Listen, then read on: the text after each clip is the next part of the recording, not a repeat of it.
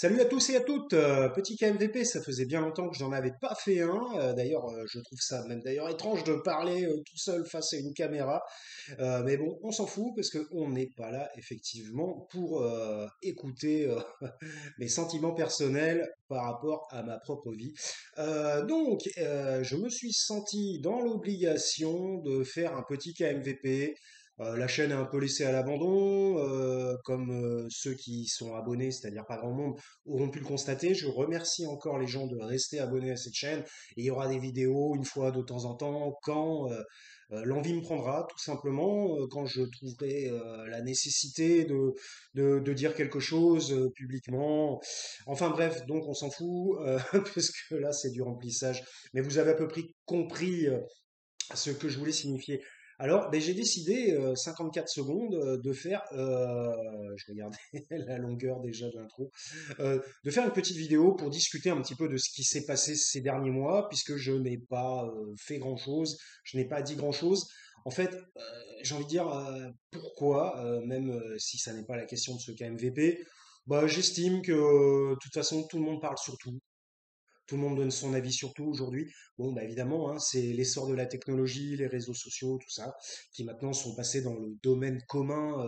Tout le monde les utilise. Et donc, tout le monde donne son avis sur tout. Donc, nous avons affaire à une superbe cacophonie mondiale de tous côtés. Mais bon, j'ai envie de dire, à la limite, c'est intéressant aussi dans le sens où, j'allais dire, avant, on n'avait qu'une forme de propagande officielle. Et en fait, on se rend compte avec l'essor des réseaux sociaux que finalement, il y a une forme, j'allais dire, de minorité silencieuse qui s'exprime, qui n'est pas forcément une minorité en quelque sorte. C'est-à-dire qu'aujourd'hui, eh bien, il y a des gens qu'on n'entendait pas auparavant parce qu'ils ne s'accommodaient pas du discours ambiant, du discours, on va dire, dominant qui était délivré par les classes politiques et leurs alliés hein, de tout bord, en quelque sorte, des alliés financiers, des alliés d'entreprise, des gens qui ont, comme on dit, le bras long. Et donc, eh bien, je trouve bon, finalement que c'est intéressant d'avoir aussi eh bien, finalement, la minorité ou la majorité silencieuse qui raconte aussi. Donc, finalement, un mal pour un bien pour un mal. Voilà, bon, c'était un peu l'introduction. Et donc, ben, on profite tout simplement de cet essor technologique pour pouvoir bah, dire les choses qu'on a envie de raconter aux gens, tout simplement. Donc voilà, bah écoutez, je me permets de faire un petit KMVP pour discuter bah, des choses qui se sont passées il y a environ quelques mois et qui se passent évidemment jusqu'à aujourd'hui. Alors bon, moi, je ne suis pas là pour parler des Jeux Olympiques, bien que moi qui suis ancien pratiquant de tennis de table, évidemment, bravo aux frères Lebrun, mais la vidéo n'est pas là-dessus. Donc, bah, qu'est-ce qui se passe en ce moment? Alors évidemment, il y aura environ trois sujets qui vont se décliner dans ce KMVP, qui est évidemment les résultats des législatives, qui est le gros sujet, ce dont je voulais parler. Et puis bah, évidemment, il y a aussi euh, Ukraine-Russie qui a évolué, et évidemment, il y a aussi Palestine vs Israël qui a évolué pas énormément, on va dire, qui s'est plutôt enfoncé, on va dire. Donc, bah voilà, donc je voulais parler de ça. Voilà, 3 minutes 52, excusez-moi, c'est un peu long. Il y a peut-être des gens qui auront déjà quitté la vidéo. Désolé, vous inquiétez pas, je vais démarrer dans très peu de temps. Donc, petit café, petite clope comme d'habitude, on se met bien, tranquille. Et puis, ben, on va démarrer par le gros sujet. Plus je dis, je recule le démarrage du sujet, plus je me dis, merde, qu'est-ce que je vais raconter? Ne vous inquiétez pas. Donc, voilà, qu'est-ce qu'on a? On a les résultats des législatives qui sont tombés au mois de juin. Je ne sais même plus si c'est juin ou juillet, je crois que c'est juin. Euh, Avec effectivement le bord macroniste qui a perdu les élections. Ils ont bah, en gros perdu un tiers, voire la moitié de leur électorat. Et donc, on aurait pu s'attendre dans une démocratie de la Ve République, comme nous avions l'habitude de la connaître, nous aurions pu nous attendre à ce que ben, Macron voit les choses, comprenne les choses, bon, je pense qu'il les a comprises, mais accepte les choses et décide effectivement ce qu'on appelle un gouvernement, comme l'avait fait Chirac avec Jospin, de cohabitation, comme on dit. Ça fait partie des règles démocratiques de la République, c'est-à-dire que si après une élection législative, le peuple a décidé, bon, enfin, bon, je vous refais un petit peu le truc, bien que j'ai bien compris que vous êtes au courant. Euh, le peuple a décidé que le pouvoir en place n'était plus le pouvoir dominant et qu'il ne devait plus diriger. Parce que pourquoi ne serait-il plus le pouvoir dominant? C'est, c'est bien parce que sa façon de diriger les choses, sa façon euh, d'arborer la politique, eh bien, n'est pas la méthode qui est acceptée par la population. C'est-à-dire que la population ne soutient plus les méthodes de la politique d'Emmanuel Macron. Donc jusque-là, bon, bah voilà, c'est un constat. Et donc, suite à ce constat, normalement, il aurait dû prendre ses responsabilités, comme tout bon démocrate, il aurait dû prendre ses responsabilités et dire, eh bien, je fais, puisque lui, en quelque sorte, il aime bien le passé. Comme vous avez pu le constater, il vit un peu dans le passé. Nous avons des... Oui, alors je vais faire quelques digressions en même temps, hein, c'est KMVP. Alors, si vous voulez, Macron vit dans le passé avec ses commémorations sans fin de l'époque nazie. Hein, voilà, alors bon, bah, bip, bip, bip, et voilà, je vais me prendre 150 000 bips, mais bon, c'est pas grave. De toute façon, KMVP n'a pas beaucoup de listeners, donc peu importe.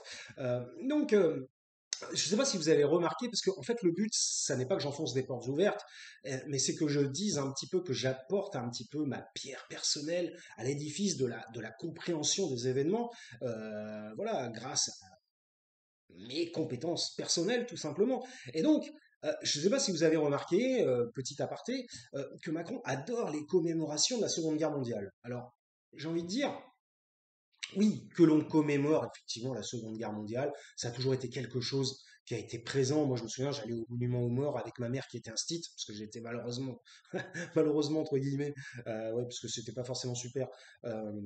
J'étais à l'école avec elle quand j'étais petit, et donc, bah oui, bah j'allais au monument aux morts avec, on commémorait la Seconde Guerre mondiale, tatati, tatata.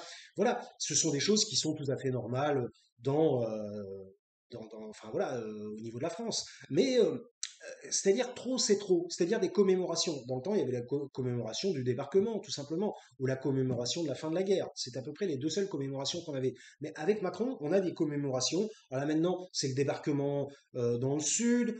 Après, c'est le lancement de je sais pas quoi. Enfin bon, bref, il y a des commémorations. Il y en a 4 à 5, 6 par an. Alors déjà, pour commencer, ça coûte un pognon de dingue, pour reprendre ces termes. Ça coûte un pognon de dingue. J'imagine qu'une commémoration, c'est déjà une organisation de malades, c'est une énorme organisation qui coûte énormément d'argent. Donc déjà, le mec, il passe son temps à dépenser l'argent des Français. Parce que bon, évidemment, comme vous le savez, ça n'est l'argent de la France vient en général des gens qui l'habitent. Donc, le mec passe son temps oui, à dépenser l'argent des Français. C'est une chose. Vous savez très bien qu'il a fait une dette record sous son mandat qui n'a jamais été égalée. Alors, même si on prend en point de vue l'inflation, en quelque sorte, que effectivement tout coûte plus cher, donc forcément que ça va coûter un peu plus cher, bon, lui, ça ne peut pas expliquer ceci, ne peut pas expliquer cela. C'est aussi dû à son fonctionnement personnel interne de dépenses, voilà, de dépenses de l'Élysée. Donc, ce type, si on doit faire, voilà, je veux pas faire, ce n'est pas une vidéo pour recréer le profil d'Emmanuel Macron, mais qu'est-ce qu'on remarque, puisqu'on commence à le connaître, le profil, qu'est-ce qu'on remarque? On remarque des dépenses extrêmement importantes au niveau de l'État. Alors, ce qui est assez paradoxal, c'est qu'il dit, d'une part, qu'il n'y a plus d'argent, il n'y en a plus, c'est lui-même qui a dit, bon, vous voyez, je suis parti sur autre chose, c'est lui-même qui a dit, il n'y a pas d'argent magique. Et par contre, les dépenses augmentent. Alors c'est assez intéressant. En gros, il est là, serrez-vous la ceinture, il dit au peuple, serrez-vous la ceinture, et lui augmente ses dépenses. Donc, vous voyez ce que je veux dire? Alors par exemple, avec la réforme des retraites en particulier, serrez-vous la ceinture, on peut dire que la réforme des retraites est le truc qui définit cette phrase en disant, eh bien, serrez-vous la ceinture 2 ans de plus pour faire rentrer des impôts, puisque évidemment, quand vous êtes à la retraite, vous payez moins d'impôts, voire pas d'impôts, tout dépend de la retraite que vous allez recevoir. Et donc, si vous continuez à travailler, eh bien, vous continuez à payer des impôts. Enfin, pour ceux qui payent des impôts qui ont un peu plus du SMIC. Donc, en gros, le mec dit, oui, puis on va dire le mec, hein, parce que le président, moi pour moi, il n'est déjà plus président, je tiens à le dire. Donc, le mec, il est président, il est président de nom, quoi, enfin de mots, quoi, mais il n'a déjà pas eu beaucoup, mais il n'a quasiment plus l'attitude d'un vrai président de la République française. Donc, donc le mec dit d'un côté, il faut dépenser moins, serrez-vous la ceinture car la France est en difficulté financière. Et d'un autre côté, lui, de son côté, c'est des dépenses hallucinantes. Vous avez bien vu, par exemple, justement pour parler des JO, bien que je n'avais pas envie d'en parler, eh bien, ce n'est pas le thème, eh bien, il a fait un dîner mondain, il a reçu tous les grands acteurs de ce monde. Alors quand je dis acteurs, voilà, les acteurs politiques, les acteurs, même des gens connus, des mecs d'entreprise, tout ça, machin. Et donc, bah, encore un dîner qui a coûté. On n'a pas eu le montant. Tiens, c'est intéressant. Tiens, le montant n'est pas sorti. Enfin, je crois, et je ne l'ai pas vu sur Twitter. Vous pouvez me suivre sur Twitter si ça vous intéresse. C'est KMVB, pareil, c'est Karim Michel vous parle.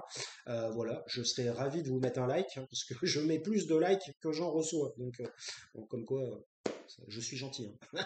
Donc, donc voilà, donc bien voilà, donc nous n'avons pas eu le résultat de cette dépense encore pour les Jeux Olympiques, et donc nous avons un personnage qui dit, d'un côté, donc le côté paradoxal, mais ça n'a rien de paradoxal, c'est assumé en fait. Nous avons un personnage d'un côté qui dit, serrez-vous la ceinture, prenez 2 ans de retraite de plus, enfin 2 ans de retraite de plus, 2 ans de retraite de moins, pardon, 2 ans de travail supplémentaire, même si vous êtes fatigué, usé et cassé par le monde du travail.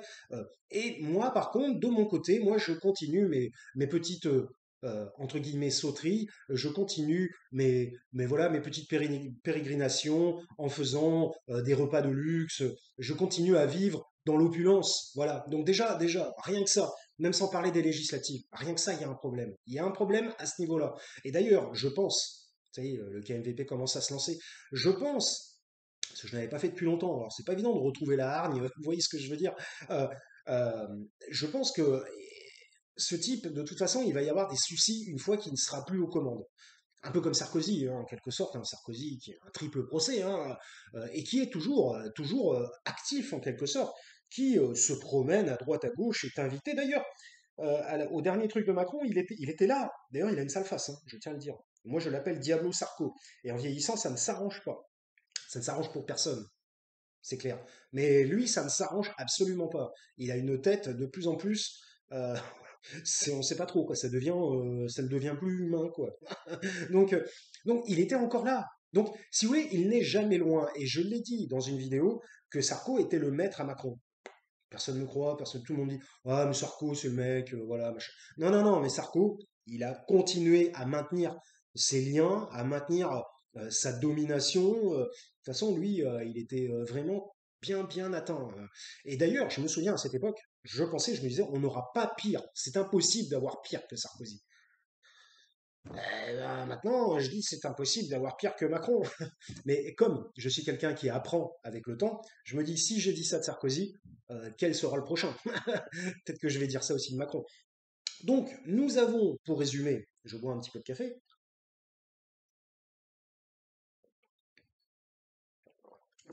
nous avons, pour résumer, un président de la République qui demande aux Français de se serrer la ceinture, alors que je trouve pas le terme, mais que la conjecture, voilà, c'est ça, il faut essayer de faire un peu intelligent hein, quand on fait une vidéo, que la conjecture actuelle et n'est pas favorable financièrement aux classes moyennes, et évidemment aux pauvres, ça ce n'est jamais favorable aux pauvres, mais aux classes moyennes, et nous avons un président de la République qui continue de faire des dépenses extrêmes uniquement pour lui et son entourage, lui et les gens qui le soutiennent, alors que les gens, ils demandent aux gens qui ont déjà de grosses difficultés de continuer à souffrir.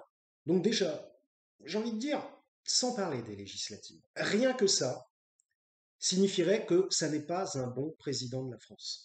Signifierait que ça n'est pas une personne valable pour gouverner le pays dans le sens où on l'entend, c'est-à-dire pour aller vers plus de justice sociale en quelque sorte.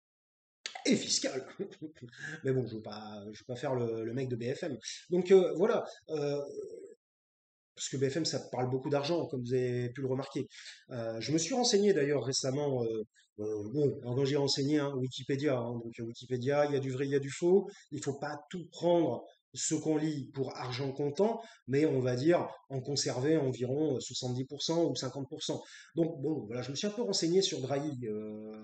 Ce type, c'est vraiment grave, c'est grave. Sur un plan évidemment entrepreneurial, financier, ce qu'il a fait dans sa vie.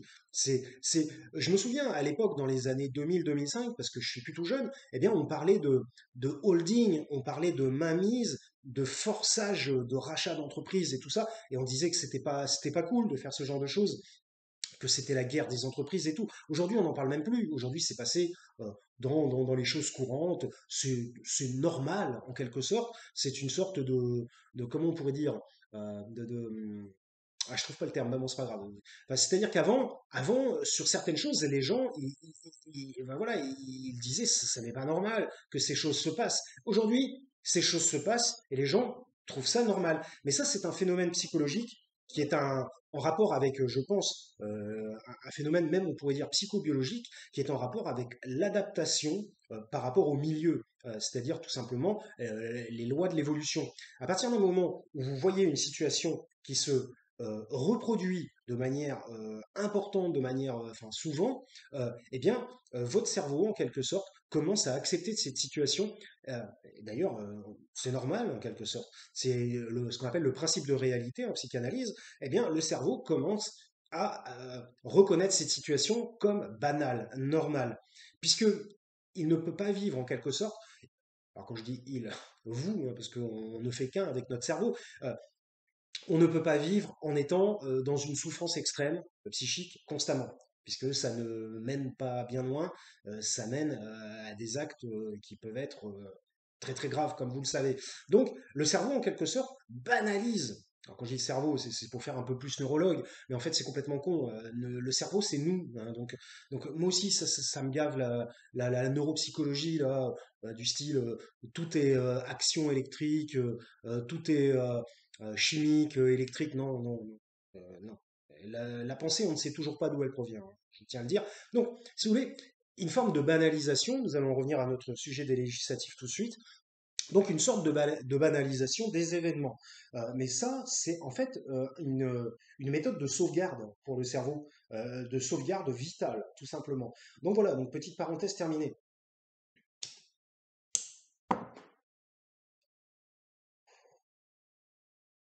Voilà, voilà. Donc revenons-en aux législatives.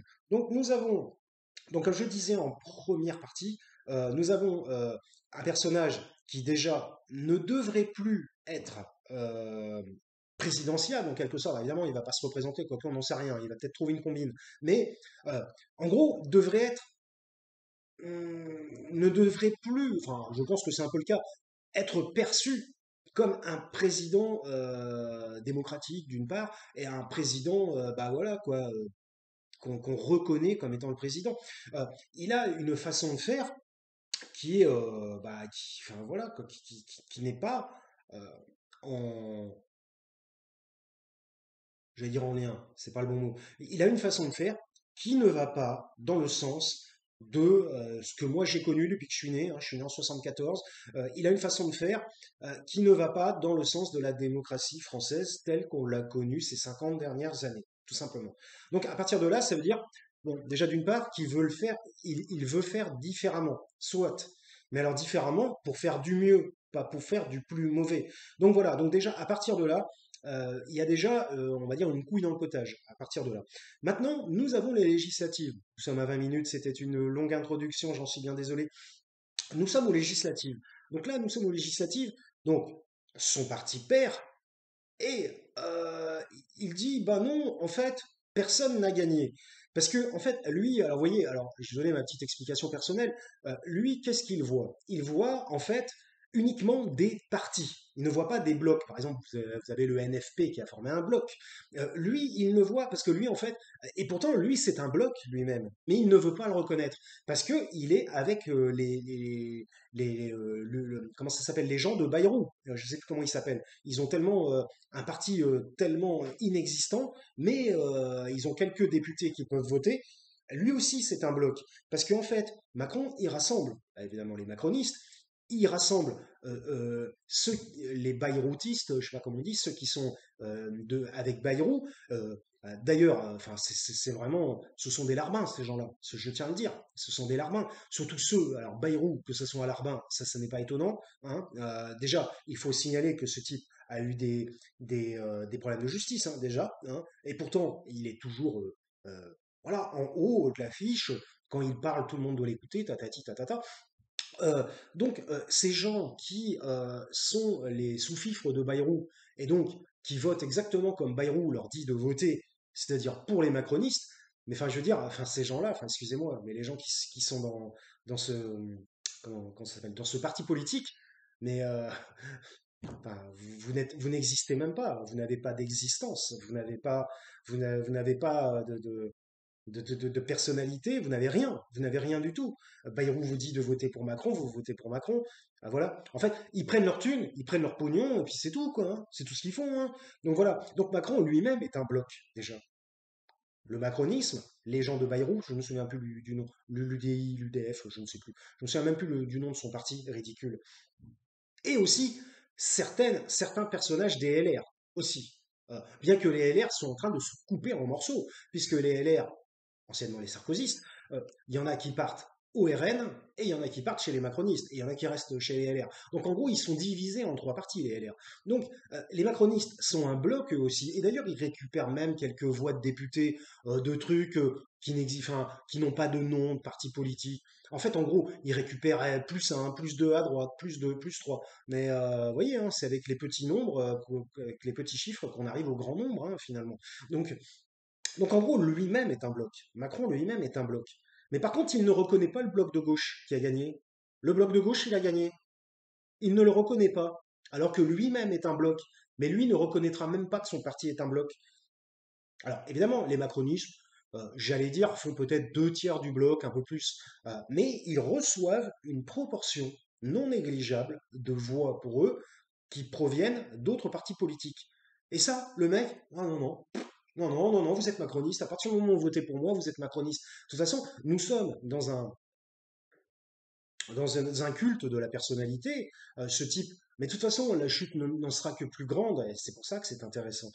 Nous sommes dans un culte de la personnalité, hein. Ce personnage, en gros, il fait la pluie et le beau temps. Alors évidemment, il fait la pluie et le beau temps en France, mais il pense qu'il a les capacités, enfin, qu'il a les skills, on pourrait dire, pour tout simplement redéfinir ce qui se passe dans la réalité, tout simplement. Il veut transformer, en quelque sorte, la réalité. Non, la réalité, elle n'est pas transformable.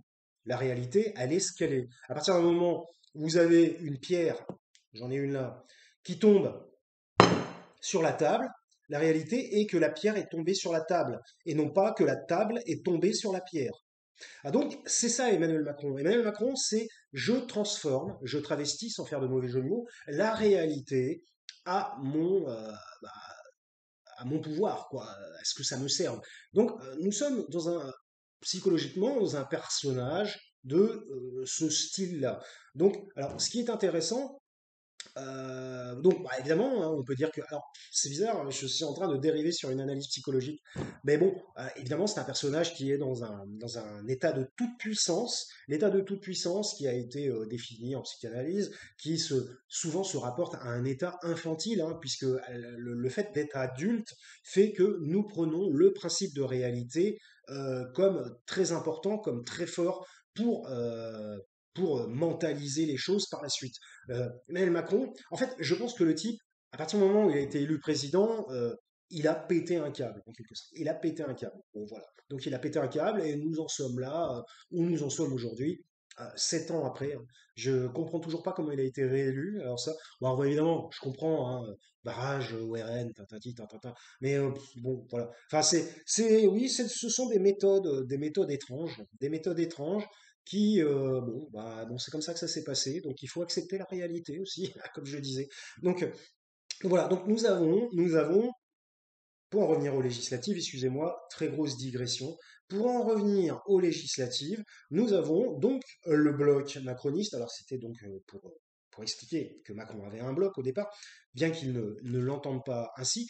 Le bloc macroniste a donc perdu.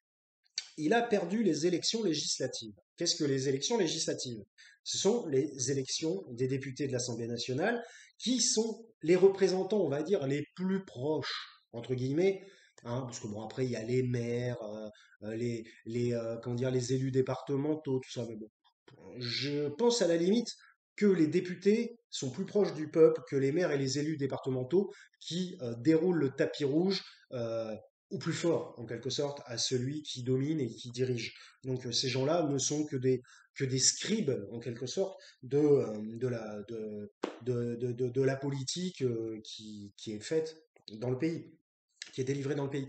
Donc, à la limite, donc voilà, donc les députés qui sont soi-disant, enfin, entre guillemets, les plus proches, enfin pas soi-disant, mais qui sont les plus proches du peuple, eh bien, euh, en gros, ont une majorité relative, comme on dit, euh, par rapport aux autres députés de l'Assemblée nationale. Et là, que fait Macron? Il essaie de faire un tour de passe-passe, un tour de magie, mais il n'y a que les imbéciles qui seront pris. Il essaie de faire un tour de magie en disant personne n'a gagné. Personne n'a gagné, il n'y a pas de majorité présidentielle, enfin de majorité, non, majorité présidentielle, c'est son groupe. Il n'y a pas de majorité absolue, voilà, ça, je cherchais le terme, excusez-moi. Il n'y a pas de majorité absolue. Alors j'ai envie de dire, comme si dans la Constitution, ou alors comme si ça ne s'était jamais passé en France, si on n'a pas de majorité absolue, il n'y a pas de gouvernement. Alors personne gouverne, c'est bien ça son problème. Il n'y a pas de gouvernement, c'est-à-dire le gouvernement n'existe plus. Il n'y a plus de France, il n'y a plus de gouvernement. Excusez-moi, il n'y a plus, après le repas, et il n'y a plus de gouvernement français. C'est ça, si la majorité est relative. Non mais ça, ce sont des choses qui se sont déjà passées par le passé, hein. Dans le passé, Chirac, Mitterrand, euh, Chirac, Jospin, voilà, ça, c'est pas pour ça qu'il n'y avait plus de gouvernement français. Il y avait un gouvernement français, mais qui était, eh ben, d'autant plus démocratique. Voilà. Donc, et là, Macron, il dit, ben, il n'y a pas de majorité absolue. Donc personne n'a gagné. Donc si personne n'a gagné, bah, je reste le vainqueur. C'est ça en fait. Vous voyez, j'essaie de décrypter, j'essaie de traduire en quelque sorte euh, sa façon de gérer, de délivrer le message politique. Et bon, j'imagine que vous n'êtes pas con, vous avez compris, mais j'essaie de le décrypter de manière plus précise. Et donc, le mec dit, bah, il n'y a pas de majorité absolue. Donc s'il n'y a pas de majorité absolue, personne n'a gagné. Donc ben, finalement, c'est moi qui gouverne depuis 8 ans, enfin depuis 7 ans. Donc ben, c'est moi qui continue à gouverner, c'est moi le boss. Non, non, c'est pas comme ça que ça se passe. Il n'a pas compris les règles du jeu, lui. Il n'a pas compris, là, je crois. Non, il a une majorité relative. Donc il doit partager le pouvoir avec les autres majorités relatives. Voilà. C'est pas compliqué. C'est ça la démocratie. C'est ça la République. À partir du moment où il refuse de faire cela, il est anti-républicain. Et c'est assez marrant puisque la fameuse phrase des enfants, si vous avez regardé d'autres KMVP que j'aime bien sortir de temps en temps, c'est celui qui dit, c'est lui qui y est. La fameuse phrase des enfants qui est une des phrases, de mes phrases préférées. Vous voyez, et pourtant c'est une phrase infantile. Et eh bien, souvent, ce sont les gens qui dénoncent, enfin qui dénoncent, moi je dénonce aussi, mais qui vont dire ah ouais, toi t'es comme ci, toi t'es comme ça, hein, eh ben souvent, c'est eux qui ils sont pires et ils projettent leur propre intérieur sur les autres, ce qu'on appelle des phénomènes de projection en psychologie clinique. Donc, qui est un phénomène normal, hein, c'est pas pathologique, mais quand on ne fait que l'utiliser, ça peut commencer à devenir un phénomène psychopathologique, en effet. Donc, tout dépend en fait de la dose qu'on utilise. Donc, le mec dit, eh bien, il n'y a pas d'absolue majorité, donc personne n'a gagné. Donc, j'ai envie de dire, là, vous voyez, il y a aussi des liens avec son histoire de poudre de perlimpinpin. d'argent magique, poudre de perlimpapin. C'est les magiciens qui sortent ça. C'est des trucs magiques. Euh, L'argent magique. Il utilise encore le mot magique. Non, mais là, bah, tout simplement, il essaie de faire un tour de passe-passe. Ce qu'on appelle un tour de passe-passe digne d'un magicien, en quelque sorte. Donc, il n'y a pas, personne n'a gagné. Non, mais si, le bloc de gauche a eu plus de voix que le reste. Alors après, si le RN, après Macron, il essaie de ruser. Alors, il essaie de ruser misérablement. Mais il dit, oh, regardez, le RN, eux, c'est un parti, et ils ont fait plus que le NF, que plus que LFI. Et eux, ils n'ont pas eu de soutien de lien. Alors, ce qui d'ailleurs est fou, parce qu'il y a eu Eric Ciotti déjà, donc déjà, ils ont eu des soutiens avec d'autres partis. Et donc, euh, en gros, il faudrait, c'est-à-dire que le mec, il rabat les cartes, il recrée des règles, et il dit, ah ben si vous êtes un parti et que vous avez gagné, j'accepte. Mais par contre, si vous êtes un bloc et que vous avez gagné, j'accepte pas. Mais d'où vient cette règle? Il la sort d'où cette règle? C'est pas une règle républicaine, enfin, c'est pas une règle constitutionnelle, c'est pas une règle démocratique, c'est une règle Emmanuel Macron. Voilà. Donc c'est lui qui veut faire les règles. Il veut créer les règles de la Cinquième République, qui existaient avant qu'il naisse. Donc il veut créer les règles. Non, il ne peut pas changer les règles. Il croit qu'il peut changer les règles. Alors pour l'instant, il y arrive encore. Mais combien de temps il va tenir? Là pour l'instant, le mec, il est pendu à un fil et ça commence à monter. Alors quand je dis pendu, hein, allez, par les mains, d'accord? Donc je ne vais pas avoir de soucis avec cette vidéo. Donc le mec est pendu par un fil, ou par les pieds, comme vous voulez. Et ça commence à monter, ça commence à monter. Le mec, il est là, au début, je touche sol, je touche le sol, je touche le sol. Ah bah tiens, bah, je touche un peu moins le sol, mais bientôt, il va plus le toucher le sol.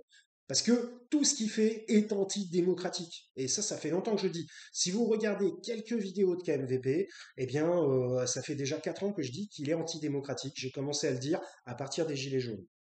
Voilà. Après, évidemment, j'en ai parlé pendant les problèmes pandémiques.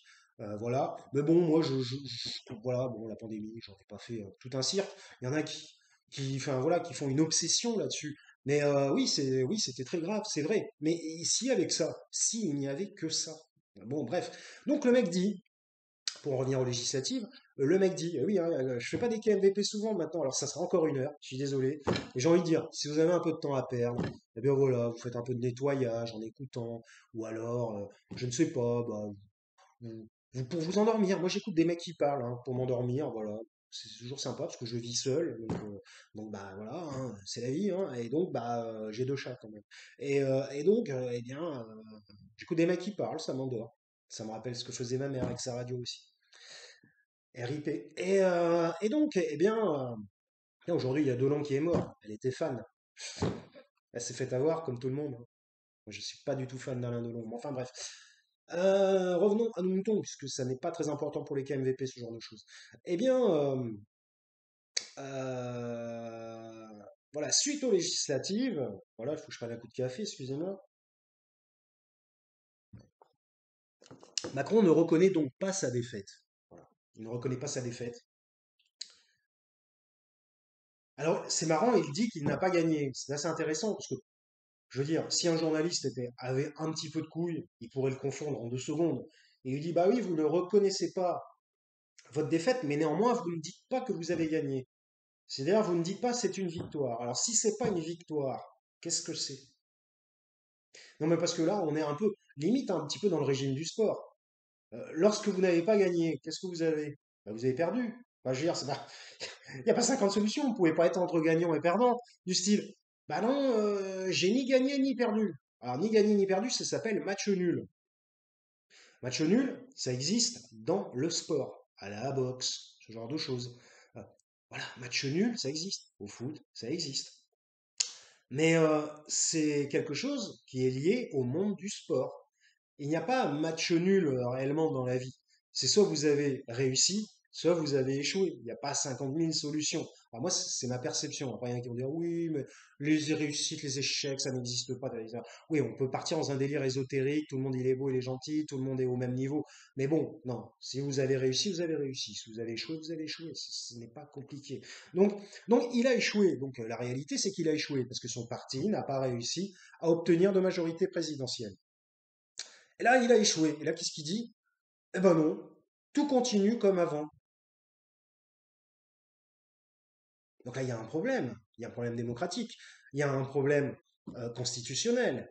Il y a un problème. Il y a un problème. C'est quelqu'un qui tente, puisque pour moi, c'est plus un acteur qu'un président. Il aurait mieux fait de faire des films, même si je pense il serait pas allé très très loin. Il aurait joué dans Plus belle la vie, peut-être. Mais et voilà, c'est plus un acteur. C'est un acteur, c'est quelqu'un qui parle, qui parle, qui parle, qui parle, qui parle, et qui ne fait que parler, et qui ne dit, parce que parler, c'est pas parce qu'on parle beaucoup que c'est vide.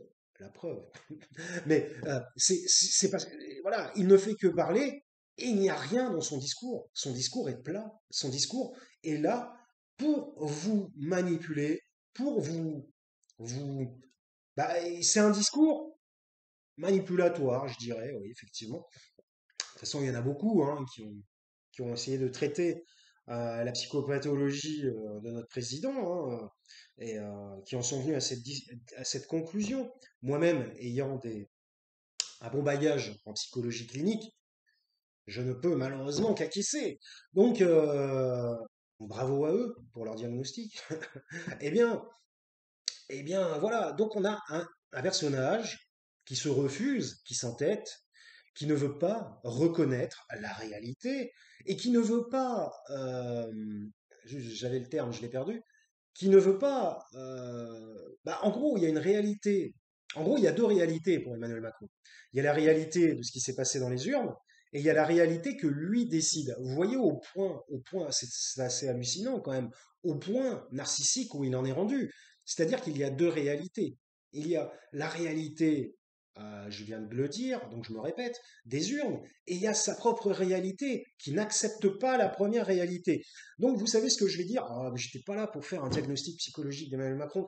Donc, en fait, mais ça, j'y ai pensé il y a quelques mois, c'est le cas de le dire, sans faire de jeu de mots, il a ce qu'on appelle un clivage du moi. Il a ce qu'on appelle une dissociation mnésique. Alors, mnésique, non, c'est sur les souvenirs. Une dissociation mentale. Il existe deux réalités. D'ailleurs, c'est ça, normalement, c'est pas très bon hein, pour le psychisme, hein, je tiens à le dire. Il existe deux réalités en fonctionnement dans son principe de réalité, en quelque sorte.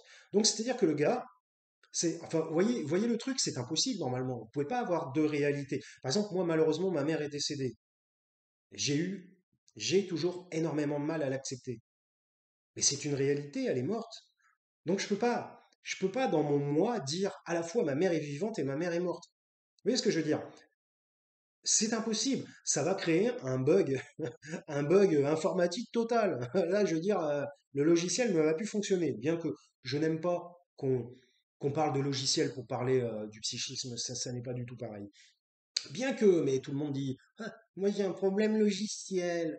Ouais, ton logiciel, ouais, il est fait que cul, tout simplement, peut-être, tout simplement. Donc, euh, donc voilà. Donc, si vous voulez, bon, enfin, bon, ça après, c'est le côté psychopathologique.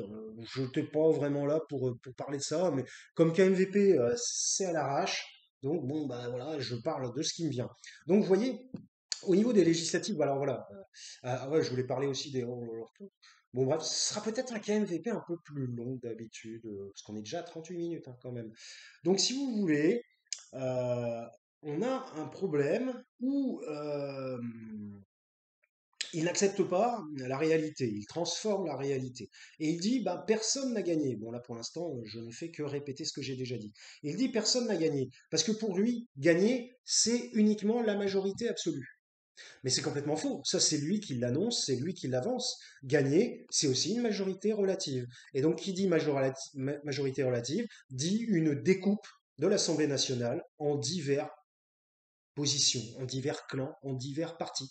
C'est tout simplement la démocratie. Mais nous savons qu'il n'y est pas très attaché depuis bien longtemps.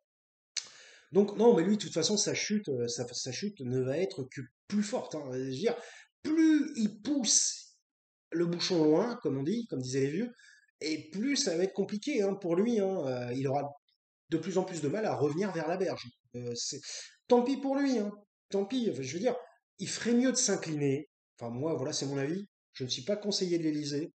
Quand tu penses que ces mecs sont payés, je ne sais pas combien pour, pour blablater. Je ne suis pas conseiller de l'Élysée, mais moi je lui conseillerais d'accepter la défaite. Tout simplement. même pour lui, si on pense à sa petite personne de Roitelet, eh bien, tout simplement d'accepter la défaite, parce qu'à un moment donné, ça va lui revenir dans la tronche. Donc voilà, donc, euh, donc voilà, 39 minutes pour éclaircir ce point que vous aviez déjà tous compris, mais j'ai essayé de le décrypter hein, un maximum à ma façon, avec ma vision KMVP. Donc voilà, donc qu'est-ce qui va se passer par la suite? Alors, qu'est-ce qui va se passer? Bon, déjà, ça va être la zone. Parce que, c'est-à-dire, le mec fait un coup de force. Il y en a qui parlent de coup d'État. Mais effectivement, c'est un coup d'État administratif. Évidemment, c'est pas un coup d'État avec les fourches, les pioches, les fusils, et on crame tout. C'est pas ça. Mais c'est un coup d'État administratif. Et donc, un coup d'État, c'est un coup d'État. Peu importe, qu'il soit administratif, qu'il soit violent, qu'il soit... Ah, évidemment, le fait qu'il soit violent, ça rajoute encore. Mais un coup d'État, c'est un coup d'État. Je veux dire, un coup de poing, c'est un coup de poing. Euh, un coup de poing qui soit faible, ça reste un coup de poing. Quelqu'un vous met un coup de poing. Par exemple, ça m'était déjà arrivé une fois. Il y a un gars qui met un coup de poing. On se connaissait. Parce que, voilà, ça se passait pas super bien entre lui et moi. Et à un moment donné, bon, après un peu d'alcoolémie, évidemment, le gars me met un coup de poing, mais pas fort. Non, un coup de poing reste un coup de poing. Ok, il m'a pas blessé. Je pas saigné et tout ça. Mais il m'a mis un coup de poing. Et le coup de poing, bah voilà, ça signifie ce que ça signifie. Ça signifie que c'est pas bon. Ça signifie qu'il y a eu une agression. Donc voilà, donc bah, Macron, c'est pareil, il essaie de mettre un petit coup de poing, mais le coup de poing reste le petit coup de poing. Voilà. Donc si vous voulez, eh bien, nous avons un personnage qui tente, tant bien que mal, de conserver son pouvoir, et pourtant il a déjà son pouvoir en tant que président, il a déjà un pouvoir immense, et même s'il avait un premier ministre, une première ministre qui n'était pas de son bord, ça change rien. Lui, il a un pouvoir en tant que président. Mais vous voyez, ça ne lui suffit pas. Il veut que le pouvoir se déverse, vienne infuser toute l'Assemblée nationale. Il veut. En fait, ça ne fait que prouver ce qui se passe déjà depuis 7 ans. Il veut gouverner, diriger tout. Il veut tout diriger, tout gouverner. Je viens de vous amener la preuve par A plus B dans cette vidéo. Et donc, bah déjà, il outrepasse ses prérogatives présidentielles, déjà, d'une part. Il outrepasse tout ça. Et d'autre part, c'est-à-dire, il commence à s'éloigner, enfin, il commence, il s'éloigne énormément de la démocratie en faisant ça. Et je sais pas, le problème, la question, c'est, je me dis, est-ce qu'il s'en rend compte? Est-ce qu'il s'en rend compte qu'en fonctionnant de cette manière, il s'éloigne de la démocratie? Je dirais même, il tue la démocratie. Disons les choses directement. Donc, euh, donc voilà. Donc, alors, qu'est-ce qui va se passer par la suite? Effectivement, je disais, bah, qu'est-ce qu'on peut contre ça? Qu'est-ce qu'on peut contre ça? Par ces manipulations stratégico-politiques? Eh bien, effectivement, récemment, là, il y a un jour ou 2 jours, LFI a dit qu'il voulait lancer une procédure de destitution. Et j'ai envie de dire, je le dis, c'est normal et mérité puisque le président de la République ne respecte pas les conventions ultimes de la Ve République et la constitutionnalité. Donc, à partir de là, le mec se croit intouchable. Mais s'il se croit intouchable, c'est donc qu'il se prend pour un dictateur, puisqu'il n'y a que les dictateurs qui sont intouchables. Il n'y a pas un démocrate n'est pas intouchable. De par son nom même, il assigne le fait qu'il n'est pas intouchable, puisqu'il est démocrate. Donc l'autre, j'ai envie de dire, est-il démocrate? Pas vraiment. Il se dit, il se présente comme démocrate, mais il n'est pas démocrate.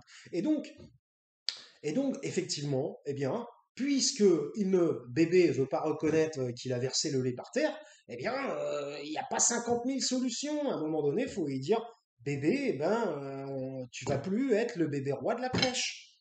Tu vas faire comme tout le monde. Tu vas te mettre dans un coin et tu vas un peu écraser un petit peu, quoi. Donc, euh, donc voilà, et ben oui, une procédure de destitution. Alors après, j'ai envie de dire, voilà, le problème, c'est qu'est-ce qu'on va avoir après? Bah, de toute façon, c'est pas compliqué, hein. Les prochaines élections, c'est dans 2 ans, hein, de toute façon. Qu'est-ce qu'on va avoir après? Sur les prochaines élections, c'est soit LFI, soit le RN. C'est soit l'un, soit l'autre. Je veux dire, peut-être le PS, bon, quoique le PS, parce qu'aux législatives, ils ont fait beaucoup mieux qu'ils avaient prévu. Non, je pense pas. Mais bon, bref, sans les prochaines élections, il n'y a pas 50 000 solutions. c'est soit LFI, soit le RN. Il n'y a pas 50 solutions, hein. À moins qu'il y ait un nouveau parti qui arrive, bah, un peu comme Macron, c'était un nouveau parti qui arrive, ou que peut-être que il va y avoir un bloc de gauche qui va être un petit peu plus construit au fur et à mesure, c'est-à-dire, je sais pas si vous avez remarqué, ils se construisent petit à petit en quelque sorte, ce qui est normal, hein, parce que c'est des gens qui étaient éloignés, bien qu'ils sont tous à gauche, ils étaient éloignés de leur propre gauche. Donc vous voyez ce que je veux dire. Donc, euh, donc voilà, donc bah, Macron, eh bien, Macron, bah voilà, j'en ai arrêté là avec Macron, je pense que vous avez compris, j'ai répété 150 fois son nom dans la vidéo, donc je vais me manger une censure, normal. Alors Thierry Breton, lui, je ne sais pas pour qui il se prend, lui. Ancien ministre de Sarkozy. Il veut tout censurer, lui. Commissaire aux affaires européennes, je sais pas quoi, on comprend même pas son titre. Commissaire de quoi? Commissaire de police, commissaire des finances, commissaire. Il est commissaire, c'est rapporteur. On sait pas, je sais même pas à quoi correspond son poste. Et si moi je n'arrive pas à le comprendre, d'autres aussi n'arrivent pas à le comprendre. Excusez-moi, petite parenthèse narcissique. Euh, eh bien, donc voilà, donc Thierry Breton, oui, au départ, il faisait copain-copain avec Musk. Il était copain-copain, oui, allez, Elon, on se tape la patte et tout, machin, on fait des photos ensemble. Ah bah maintenant, ils sont plus copains-copains, hein. C'est maintenant Thierry Breton, qui est évidemment un sarkozyste, un macroniste, tout ce que vous voulez. Donc évidemment, c'est la censure, c'est shut the fuck up. Donc c'est la censure, c'est la censure. Et là maintenant que Musk, lui, qui est quand même bon, alors évidemment, il a sa façon sa vision des choses politiques qui n'est pas la mienne personnellement. Bien que je ne suis pas contre Donald Trump, bien au contraire. Et pourtant, je n'ai pas la vision politique, évidemment, de Donald Trump. Vous voyez ce que je veux dire? Sur le plan des étrangers, en quelque sorte. Donc, et là, Musk, il a compris que Breton, bah voilà, c'était pas un mec cool, quoi. Donc, et là, ça y est, c'est la guerre. Mais c'est très bien qu'ils se fight que les puissants, parce que bon, ce sont des puissants, hein, disons-le, hein, reconnaissons-le quand même, qu'ils se fight entre eux. C'est très intéressant. Parce que c'est facile de fighter le petit kidam comme vous et moi. C'est facile de le censurer. C'est facile de le convoquer au commissariat. C'est facile de lui enlever sa banderole. C'est facile de lui mettre des amendes, mais qu'ils se fight avec des gens de leur taille. Ouais, voilà, c'est comme si vous aviez un boxeur poids lourd qui se fight contre un poids plume au départ, que les poids lourds se fight avec les poids lourds, ce qui est tout à fait normal. Avaler de travers, excusez-moi. Donc voilà, donc tout ça c'est intéressant, euh, parce que Musk a dit, alors c'était pas prévu dans la vidéo, Musk a dit que en fait Breton voulait tuer en quelque sorte, je sais plus le numéro d'amendement de la Constitution américaine, ce qui est pas faux en même temps, puisque en tuant le free speech, donc donc là la guerre est déclarée, la guerre est déclarée entre Musk et la communauté, l'Union européenne. Donc c'est intéressant parce que l'Union européenne, à part pondre des lois inintéressantes, à part obliger les pays à ponctionner plus de pognon sur leurs résidents, à part faire des trucs dans le dos, faire des trucs bizarres avec les vaccins, par exemple, ça, moi, je veux dire, ah, l'Union européenne, elle apporte quoi à la France? Je veux dire, même les Anglais, ils ont décidé de s'arracher, quoi. Je veux dire, s'ils ont décidé de s'arracher de l'Union européenne, c'est qu'il y a une raison. Voilà, bon, c'est très bien que les Anglais sont très conservateurs, ils sont très british, ça, machin, ils veulent pas se mélanger et tout ça. Mais voilà, bon, ça dépend en quoi. En musique, oui. Et donc, euh, drum and bass. Et donc voilà, bon, bah voilà, donc l'Union européenne, je veux dire, ça sert à quoi réellement? Je suis pas. Je ne sais pas. Si vous savez à quoi sert l'Union européenne, vous me direz. Positivement, évidemment, hein, parce que pour moi, négativement, ça sert à plein de choses, hein. Donc, ouais, des subventions. Ouais, pas pour moi, hein. Donc, voilà. Donc, effectivement, pour résumer, 48 minutes 43, eh bien, pour résumer, bah, effectivement, Macron pourrait euh, être justiciable en quelque sorte par rapport à une demande de démission officielle. Voilà. puisqu'il ne respecte pas les institutions. Le président de la République, ils l'ont répété 50 000 fois à la télé, hein, est le garant des institutions françaises.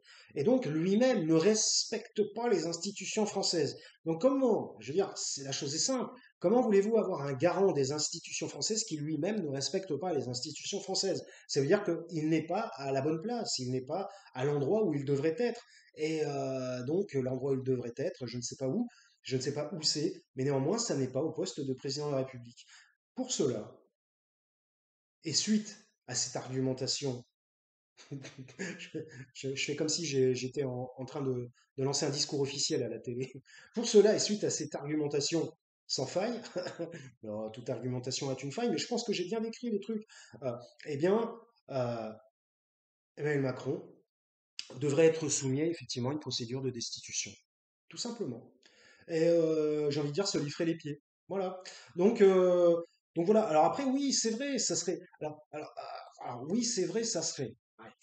Oui, ça serait peut-être un peu plus le chaos. Oui, oui. Parce que lui, en gros, mais d'ailleurs, c'est un peu là-dessus qu'il s'appuie. Il dit oui, mais avec moi, j'arrive à maintenir, en quelque sorte, les choses, pour pas que ça dégénère. J'ai envie de dire, est-ce qu'il maintient ou est-ce qu'il accélère? Bon, je ne sais pas trop. Mais en gros, il est là.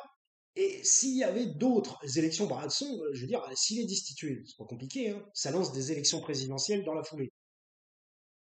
Bon, bah voilà, hein, je veux dire, bah, après, il y aura un autre président, soit LFI, soit RN. Il y a de fortes chances, hein, parce que c'est pas possible qu'il regagne. S'il est destitué, sont perdus. Son parti a perdu aux législatives, donc, ouais, mais quoique, il y a toujours ce qu'on va dire, les dessous de table. Ouais, tu vas voter pour moi, tatati, tatata. Donc, il y a ça aussi, c'est la corruption, hein, on peut appeler ça la corruption, parce que quand on dit tu votes pour moi, alors que le mec n'avait pas envie de voter pour lui au départ, c'est parce qu'il obtient un gain, il obtient quelque chose en retour. Il va pas voter pour lui. Il n'avait pas envie de voter pour lui au départ. Et tout d'un coup, il dit, ah bon, oui, bon, finalement, je vais voter pour toi.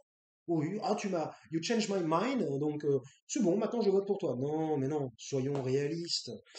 Je veux dire, c'est parce qu'il obtient quelque chose en retour. Et ça s'appelle délit d'initié, corruption et compagnie, tout ça, ça s'appelle. Mais aujourd'hui, il paraît que ça n'existe plus. Ça n'existe plus. Tout est, tout ce qu'ils font, c'est normal. C'est blanc de blanc. Une véritable mafia, hein.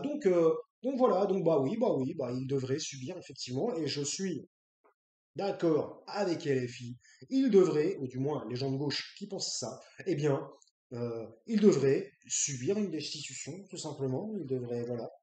Et j'ai envie de dire, c'est pas si grave que ça, hein. Euh, on peut vivre sans être président de la République, hein. La preuve, on y arrive tous. Donc, euh, donc voilà, bon, mais je sais pas si je vais parler des deux autres sujets, on est déjà à 52 minutes, mais pourquoi pas une vidéo d'1h30? Parce que je pense que je vais pas en refaire tout de suite, hein. Donc je me suis démotivé là sur la chaîne et tout, machin. 34 abonnés, bon voilà. Non mais c'est cool, hein. Je remercie encore les gens qui sont restés abonnés parce que moi-même, je reconnais, je reste pas abonné à une chaîne qui décolle pas en fait. Enfin, c'est complètement con, hein. C'est complètement con, c'est une espèce de soumission à la puissance, quoi, à l'autorité, à tout ce qui représente la réussite en quelque sorte. Et c'est complètement con. Il y a des gens qui ont très peu d'abonnés qui font de très bonnes choses. Et c'est vrai, et tout à fait. Donc, vous voyez, mais ça, c'est des choses qu'on ne contrôle pas vraiment, même si on le pense. Donc, non, parce que le problème des abonnements, c'est pas que j'ai pas envie de rester abonné à quelqu'un qui a 60 abonnés, c'est pas ça. C'est que le problème, c'est qu'on en a 300 des abonnements. Je sais pas combien j'en ai 250. On sait plus trop, on est perdu. C'est un flot, c'est une mer d'abonnements, quoi, une mer, MER, d'abonnements, et donc un océan, et Free Paul Watson, d'ailleurs. Et donc, ben voilà, et donc alors on se dit, bah ouais, je vais garder les plus gros, et puis je vais virer les plus petits. C'est voilà, ce qui est pas forcément très intelligent de faire ça. Mais bon, c'est comme ça. Donc bah, je dis, je remercie encore vraiment les gens qui sont restés abonnés, qui continuent à écouter 20 ou 30 minutes de ma vidéo. C'est vraiment très sympa. Bah, restez abonnés, hein, parce que, histoire que je ferme pas la chaîne, quoi. Donc voilà. Non, mais même une chaîne avec un abonnement, zéro abonnement, ça existe. Mais ce que je veux dire, quel intérêt, puisque le but est de parler publiquement, quel intérêt de faire un discours public si personne n'écoute? Alors, bon, voilà, bon, voilà, pour soi-même, oui, c'est vrai. C'est une forme de catharsis, c'est une forme aussi de, comment ça s'appelle, de thérapeutique, peut-être, je ne sais pas. Donc, donc voilà. Donc, bah, voilà. Donc, Bon, bah, j'ai fait à peu près le tour concernant la situation politique française au mois d'août 2024.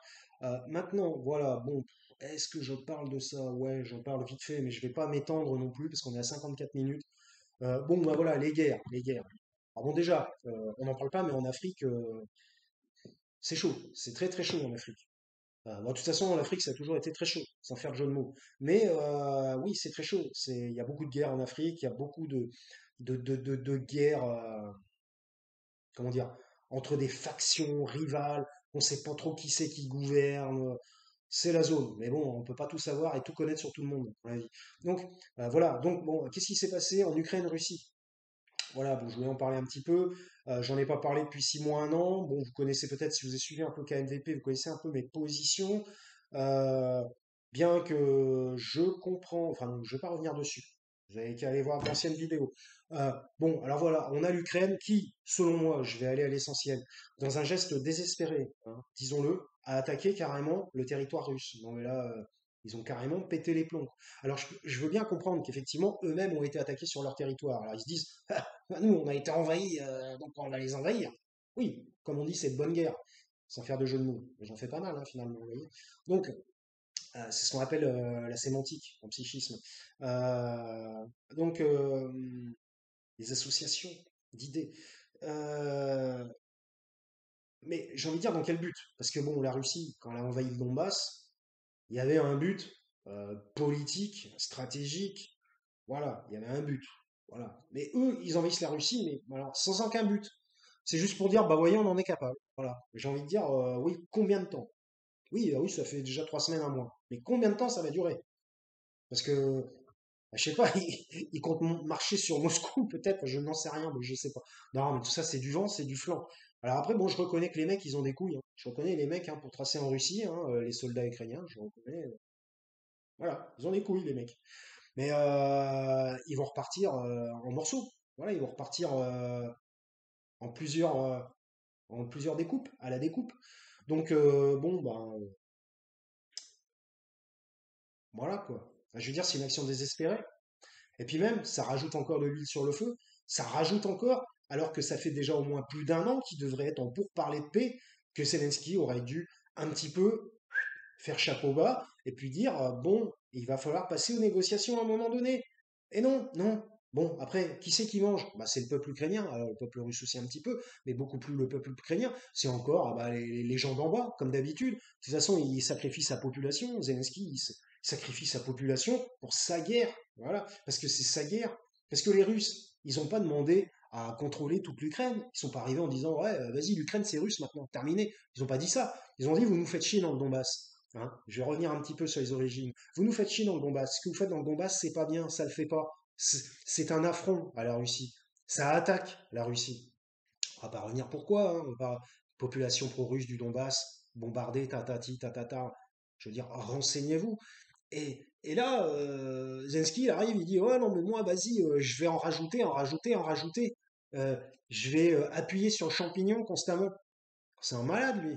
C'est un malade. Non, mais parce que, bah, je sais pas, il est face à la Russie. Bah, évidemment, il s'est dit, vas-y, les Occidentaux. Je veux dire, s'il n'avait pas les Occidentaux derrière, d'ailleurs, est-ce que le mec, il continuerait comme ça? Bon, personnellement, je pense pas. Effectivement, Poutine l'a bien compris. Au début, je comprenais pas trop. Et il arrêtait pas de parler de l'OTAN. Il disait l'OTAN, l'OTAN, l'OTAN. Je disais, putain, mais qu'est-ce que l'OTAN a à foutre là-dedans, quoi? Et je disais, pourquoi il parle autant des Occidentaux? Mais finalement, avec le recul, effectivement, il a raison. Enfin, moi, je pense qu'il a raison. Eh bien oui, si Zelensky n'avait pas les soutiens occidentaux de l'OTAN et des pays occidentaux, eh bien, il ne pourrait pas faire sa guerre. Évidemment, il ne pourrait pas au niveau des munitions, tout ça, machin. Et sans compter ça, admettons même qu'il arrive à s'en procurer d'une façon ou d'une autre, parce que de toute façon, ça n'a pas vraiment rapport avec la politique. Les munitions, c'est juste du business. On sait très bien que la France a vendu des munitions qui ont été utilisées dans des guerres très très sales, on le sait. Donc voilà, donc c'est pas un problème politique, c'est un problème de business. Donc il en aurait eu des munitions. Mais la question est, s'il n'avait pas l'appui, le soutien en particulier des États-Unis, évidemment, le soutien et des Juifs aussi, je pense, s'il n'avait pas Bah non, non, il pourrait pas la faire, il pourrait pas la continuer. Peut-être la faire, oui, mais il ne pourrait pas continuer sa guerre. Donc effectivement, Poutine, une fois de plus, a une certaine lucidité lorsqu'il dit que c'est les Occidentaux qui mènent la guerre en Ukraine. Évidemment, c'est exagéré, je comprends bien, c'est exagéré, mais c'est pas faux. C'est pas faux en même temps. Et donc, eh bien, bah, je ne sais pas ce qu'il fait avec son incartade, soi-disant jusqu'à Koursk. D'ailleurs, aux chaînes françaises, ils disaient, ouais, ça y est, les Ukrainiens, ils ont carrément pris le territoire qui va jusqu'à Koursk. J'ai vu des trucs beaucoup plus précis sur Twitter. Non, ils ont pris un huitième de la distance qui va à Koursk. C'est différent. Ils ont pris une localité ou deux localités. Et à mon avis, ça va pas durer, hein. Parce que je pense pas que les Russes sont là. Oui, oui, allez-y, hein, envahissez notre territoire, je vous en prie.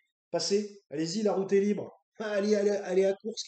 Non, non, non, non, c'est de toute façon, Zelensky, il envoie de la chair à canon, hein, c'est tout, hein. Voilà, hein, donc bon, bref, ces gens-là, de toute façon, seront jugés par la suite dans l'histoire. Ce qui nous amène, alors il est 1 heure. Ouais, enfin, il est 1 heure. Ça fait 1 heure que je blablate. Et d'habitude, je m'arrête à 50 et quelques minutes. Ça me fait bizarre de voir le compteur avec autant de chiffres. Donc, eh bien, euh, eh bien voilà. Donc, de toute façon, je veux dire, la fin est inéluctable, à moins que. Je sais, c'est qui dit ça? Ah oui, c'est Thanos. Voilà, c'est ça. Votre fin est inéluctable. Et c'est vrai, c'est vrai. Je veux dire, à moins qu'il y ait une guerre totale Occident-Russie qui se termine par des frappes atomiques, je veux dire, je vois pas trop ce qui peut se passer.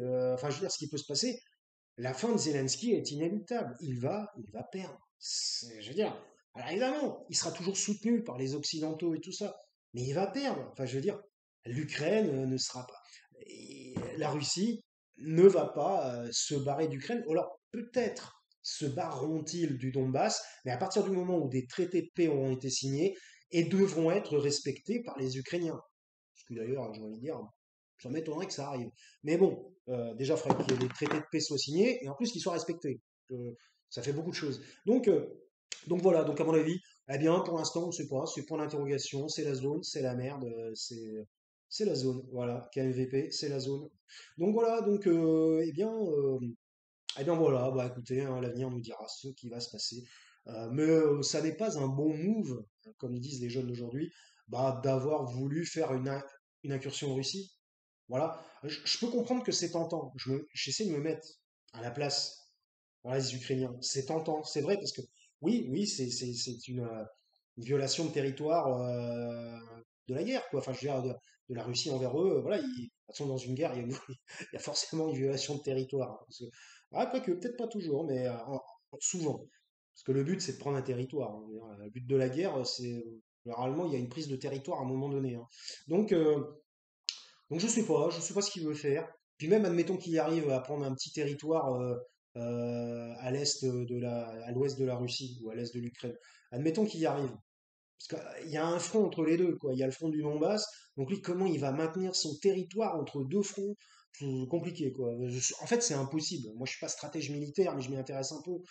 C'est impossible. Ce qu'il fait, ça ne peut pas réussir. Ça ne peut pas. C'est juste pour dire, regardez, on l'a fait. Voilà, c'est tout. Bon, voilà. Bon, enfin bref. De toute façon, Zelensky, voilà, j'ai dit depuis longtemps, hein. De toute façon, lui, enfin, je sais pas comment il va pas, comment il va pouvoir vivre par la suite. Parce que lui, il a forcément un contrat sur sa tête. Enfin, c'est évident, quoi. Je veux dire, à la Russie, ils en ont buté pour moins que ça, hein. Donc, je veux dire, ce type-là, enfin, je veux dire, sa durée de vie, elle est pas longue, hein. De toute façon, il va falloir qu'il s'arrache. Le mec, il va, bah, je sais pas, c'est soit, il n'a pas 50 000 solutions. Soit il est président de l'Ukraine plus ou moins à vie, ce qui signifie dictateur d'Ukraine. Et là, il pourrait effectivement avoir les protections qui font, et puis la hauteur politique qui font qu'il peut pas être, il peut pas être éliminé, neutralisé, comme disent les journalistes. Euh, il ne peut pas être neutralisé. Mais s'il n'a pas ça, s'il n'a pas cette carrure mondiale politique, bah, il va se faire éliminer, quoi. Je veux dire. Ou alors il va falloir qu'il parte, qu'il fuit. On sait très bien où il va fuir, hein. Il fuira aux États-Unis, hein, forcément. Mais en plus, il aurait probablement une meilleure carrière à Hollywood qu'à Kiev, hein, mais bon. Enfin bref, ça, ce n'est qu'à mon avis personnel. Et Donc voilà, voilà, et nous en terminerons, voilà c'était mon avis sur ce qui se passe en Ukraine-Russie. Euh, et nous en terminerons évidemment avec le sujet le plus délicat de cette vidéo, le plus infâme, le plus, je sais pas comment le qualifier, le plus horrible. Bah évidemment c'est ce qui se passe en Palestine et Israël. Je cherchais le mot, je pensais les Juifs, Israël.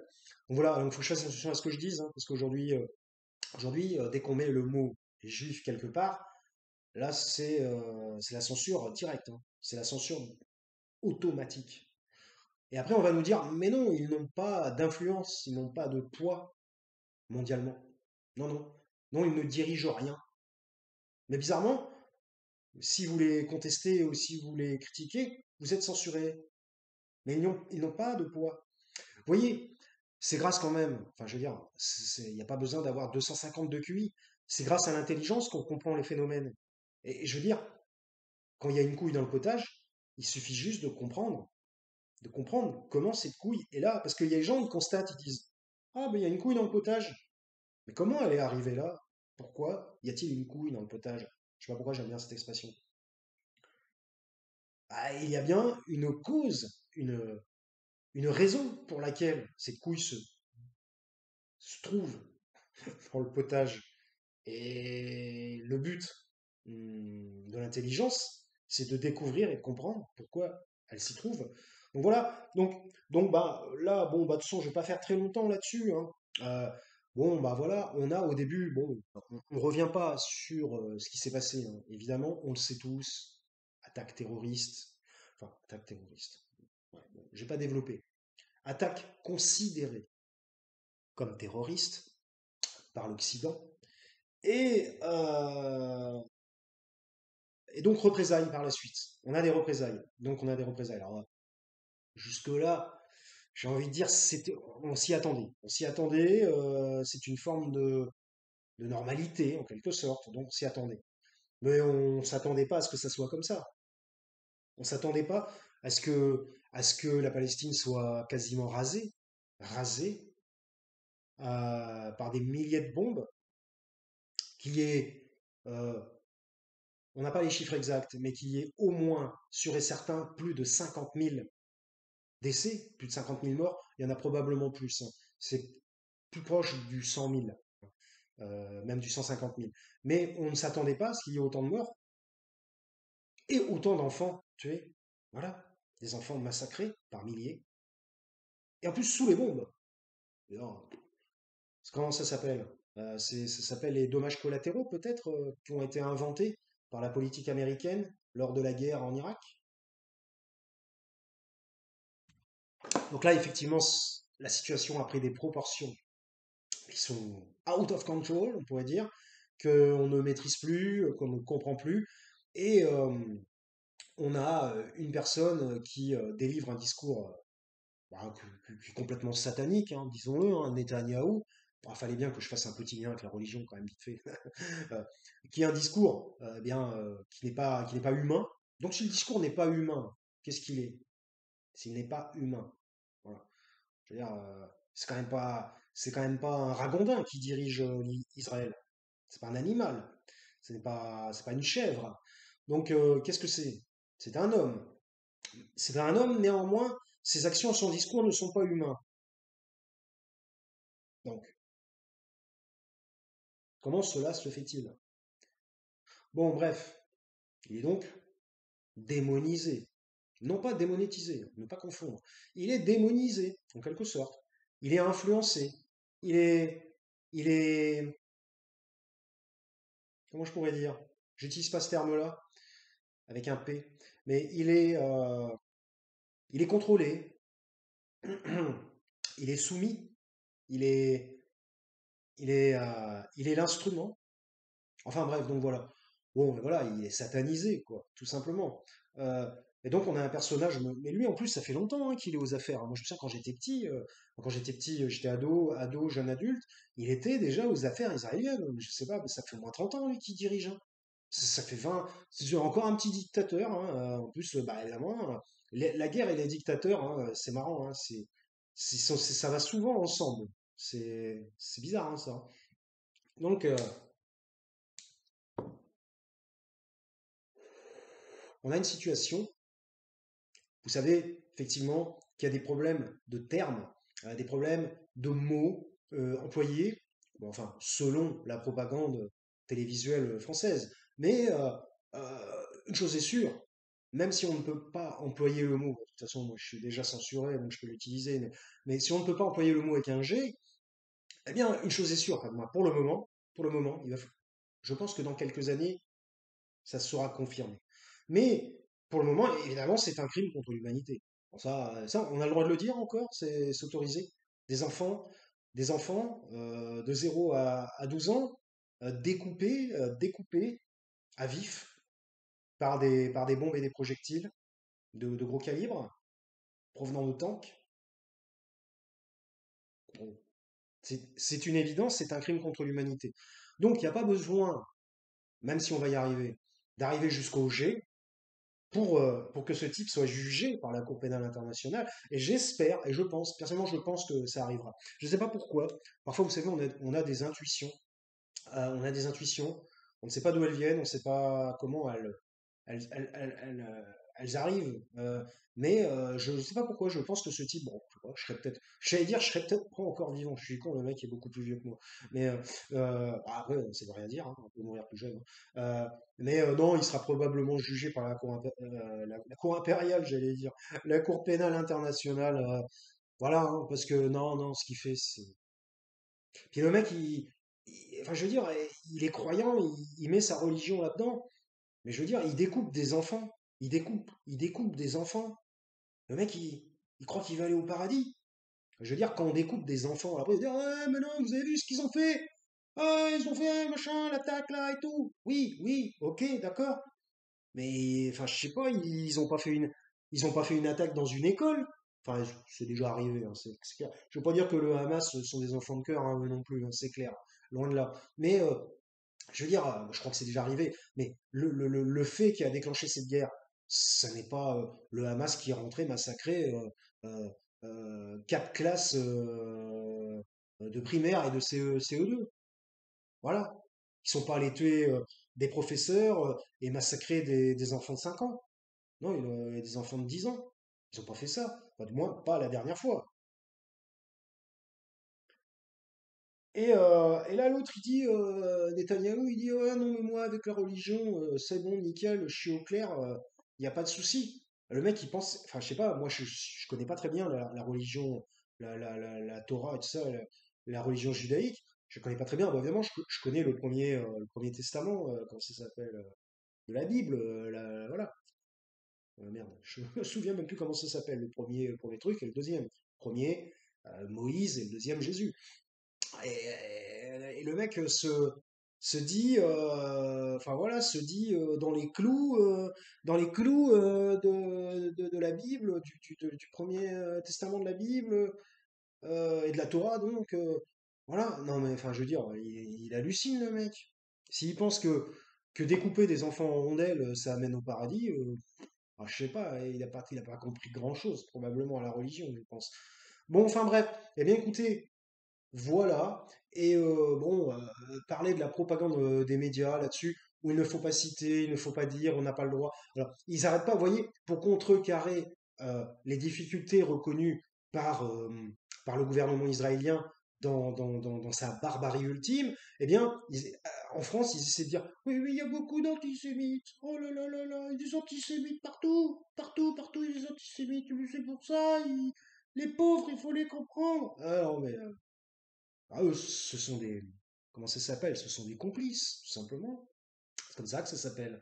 Ce sont des complices de crimes contre l'humanité. Et d'ailleurs, comment il s'appelle ah, zut, Émeric Caron le dit tout le temps. Pourtant, moi, je ne suis pas un grand fan d'Émeric Caron. Je l'aime bien, voilà. Je trouve qu'il est assez proche de ma façon de penser. Euh, mais voilà, bon, lui, il est végétarien, c'est pas mon cas, machin. Je suis pas forcément pour, voilà, machin. Bon, voilà, mais il a le droit. Et bah voilà, il arrête pas de le dire. Et le mec se fait détruire, il se fait détruire, il se fait traiter de tous les noms, se prend des procès, il est obligé de faire des procès, et tout de suite, quand il y a des choses qui commencent à dériver, à mal tourner, Ah, aujourd'hui, c'est des procès dans tous les sens. Dans le temps, les gens, ils s'expliquaient, ils essayaient de débattre, même quitte à ce que ça en arrive à devenir limite un peu violent. Mais, eh ben ouais, mais je veux dire, c'est la vie. Et ils débattaient, et ben non, ben maintenant c'est des procès. Vous avez dit ça, vous avez diffamation, il a dit ça sur moi, il a dit ça sur moi. Oh là là là là. Et le pire, bon, j'ai envie de dire, bon, à la limite, à son niveau, ça peut se comprendre, parce que c'est quand même un personnage public connu, responsable politique, ça, machin.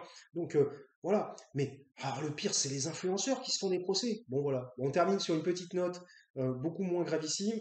Les influenceurs qui se font des procès, ah, ils sont marrants. Ah ouais, non, lui, il a dit que moi, j'étais un R. Lui, il a dit que moi, j'étais un woke. Lui, il a dit que moi, euh, je, je faisais de la discrimination. Lui, il a dit que moi, oh là là, j'étais un anti. Lui, il a dit que moi, j'étais F. Lui, il a dit, oh là là là là, non, mais qu'est-ce que c'est que cette époque? Mais c'est une époque de rigolo, quoi, sans déconner. Franchement, faut arrêter. En plus, les mecs, moi je l'ai toujours dit, bon, moi ça m'arrive pas parce que je ne suis qu'un tout petit youtubeur, mais j'ai toujours dit, à partir du moment où il y a des gens qui critiquent ce que je dis, ils ont le droit de critiquer ce que je dis. Il n'y a pas de souci. On a tous nos manières de voir les choses. C'est la démocratie. On n'est pas forcément d'accord. Effectivement, il y a des sujets beaucoup plus délicats que d'autres, et effectivement, le fait qu'une personne raconte des choses ignobles, eh bien, effectivement, ça peut faire sortir des gonds. Et ça, évidemment, mais j'ai envie de dire, c'est humain, c'est tout simplement humain. Et il n'y a pas besoin de passer par des procès pour ce genre de choses, quoi. Enfin, je veux dire, des procès. Je veux dire, les juges, ils n'ont pas autre chose à foutre. Tous les jours, il y a des gens qui se font buter. Tous les jours, il y a des gens qui se font étrangler. Il y a des comment ça s'appelle des bastons familiales, comment dire, des bastons de couple, des machins, l'alcoolisme, le machin, tout ce que vous voulez. Et voilà, enfin, je veux dire, il y en a d'autres problèmes que ah lui il a dit que moi j'ai nanana. Enfin je veux dire mais c'est quoi ce niveau quoi, c'est enfin je veux dire ça c'est des gens qui ne moi pour moi bah, j'ai une explication hein. C'est des gens qui ne connaissent pas vraiment ce que c'est que la souffrance et ces gens-là c'est des gens bon ils sont dans la réussite tant mieux pour eux hein. Ils sont dans la réussite, c'est des gens qui gagnent bien leur vie, qui ont réussi, qui ont souvent j'ai envie de dire un autre emploi à côté. Enfin, souvent, je dis n'importe quoi. Non, parce qu'en fait, je pensais à Psychodélique, c'est pour ça. Bah, non, parce que je parle pas des, ce qu'on appelle les créateurs de contenu, c'est-à-dire les mecs qui font des vidéos divertissantes, euh, enfin, divertissantes entre guillemets, hein, parce que du style, ah ouais, bon, on va terminer un peu sur les youtubeurs, tiens. Non, mais du style, hein, j'ai acheté la dernière maison mobil-home, oh, j'ai acheté un ULM. Ouais, non, c'est bien, vous achetez des trucs, c'est bien, vous avez du pognon. En plus, les vidéos sont subventionnées généralement par une OP, et donc bah, j'ai envie de dire, dans le fric qu'ils dépensent, ils en regagnent, parce qu'ils vont gagner déjà les vues de la vidéo. Alors quand vous avez des millions de vues, bon, allez, en gros, je veux dire, maintenant on le connaît quasiment, le salaire de youtubeurs qui ont des millions de vues par vidéo. En gros, je dis bien en gros, hein, parce qu'évidemment il y a des disparités importantes. Mais en gros, c'est entre 5 000 et 10 000 euros, quoi. Voilà, enfin, je parle de millions de vues. Des gens qui sont environ aller à 700 k d'abonnés jusqu'à 1 million, plusieurs millions. Évidemment, plusieurs millions, c'est beaucoup plus. Mais en gros, entre 500 k 1 million, vous faites environ plusieurs millions de vues sur une vidéo. Euh, bon, mais vous, en plus, faut pas oublier que la vidéo, elle est visionnée régulièrement dans le temps. Enfin, il y a des gens qui l'ont pas vue il y a 6 mois, qui vont la regarder 6 mois après. Donc, c'est des vidéos qui rapportent toujours de l'argent, à moins qu'elles soient démonétisées, mais ça c'est une autre affaire, qui rapportent de l'argent. Donc en gros, ils ont des thunes qui rentrent tout le temps, parce qu'ils ont leur nouvelle vidéo qui va faire le maximum de blé, et puis ils ont une ancienne qui rapporte toujours un petit peu. Vous avez toujours des petits montants qui se rajoutent des anciennes vidéos. Et donc, bah, ils sont là, ils font une OP. Alors après, ouais, mais j'ai acheté la dernière maison. Ouais, mais c'est bien, le mec, il étale son pognon, quoi. Là, bon, je le dis, je pense à Amixem, par exemple. Au début, je le suivais, il y a 5 ans, je le suivais, maintenant, je le suis plus. Voilà, tu vas me dire comment tu le sais. Oui, parce qu'en fait, ces vidéos, elles sont répertoriées constamment, elles sont mises en avant. Donc forcément, à un moment donné, je dis, ah putain, le revoilà lui encore, quoi, j'avais pas envie de le voir. Donc, il m'énerve. Alors, je me dis, tiens, ben, je vais alimenter ma rage. Je clique, voilà. Mais donc, ah, mais j'ai acheté le dernier mobile. Mais c'est bien, t'as du pognon, mec, tant mieux pour toi. Arrête de le montrer. Je veux dire, si, enfin, j'ai envie de dire, ah putain, si je disais ça, le mec qui tombe sur ma vidéo, il serait capable de me faire un procès. Mais je veux dire, les gens qui arrêtent pas d'étaler leur fric à droite à gauche au monde entier, et après ils se plaignent, ils sont là. J'ai été cambriolé. Oh bah alors, c'est bizarre. Bon, voilà, donc, à un moment donné, arrêtez d'étaler votre pognon. Enfin, je veux dire, si vous avez rien d'autre à étaler, c'est dommage pour vous. Voilà. Donc, donc voilà, donc, enfin voilà, le game. Alors je disais oui, ce que j'avais envie de dire, puis je terminerai là-dessus, c'est 1h19. C'est Padawan HD, là. C'est blabla, blabla, blabla. Et ouais, chaîne intéressante. Je suis pas toujours d'accord avec ce qu'il raconte, mais ouais, bon, chaîne intéressante. J'ai envie de dire, peut-être un peu plus au niveau de la réflexion, un petit peu plus élevé que la moyenne. Voilà. Donc, oui, je sais, je me vante hein, parfois. Euh, donc, euh, donc, qu'est-ce que je voulais dire? Qu'est-ce que je voulais dire? Qu'est-ce que je voulais dire? Ah, je sais plus, mais je disais, oui, c'est des gens, voilà, voilà, c'était ça, c'est des gens qui, selon moi, je dis bien selon moi, qui n'ont pas vraiment souffert. On a tous souffert, évidemment, un jour ou l'autre, déjà rien qu'à la naissance. Mais ce sont des gens qui n'ont pas vraiment souffert dans le sens où ils ont réussi. Ils ont réussi. Je ne sais pas si vous remarquez, ce sont des gens qui sont mariés jeunes, sont mariés tôt. On va dire, ah ouais, c'est pas forcément une réussite d'être marié tôt, c'est vrai. Mais finalement, quel est le, enfin, je veux dire, on a envie de quoi? Tout homme a envie de quoi? Bon, pas uniquement, hein, mais il a envie de former un bon couple, quoi, voilà, et marié, être marié, c'est la représentation d'un couple solide, en quelque sorte. Enfin, bon, bref.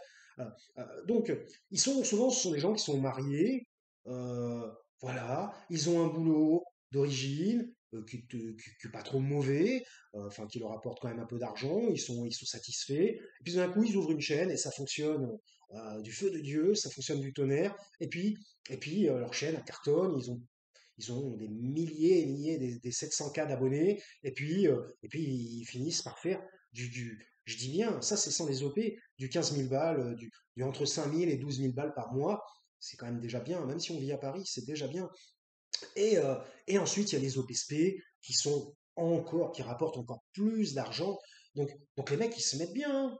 Ils se mettent bien. Puis j'ai envie de dire, pourquoi conserver son boulot quand tu as déjà 10 000 balles par mois? C'est assez intéressant comme question. Ça voudrait dire vraiment enfin, t'es super fan de ton boulot quoi, au départ, hein.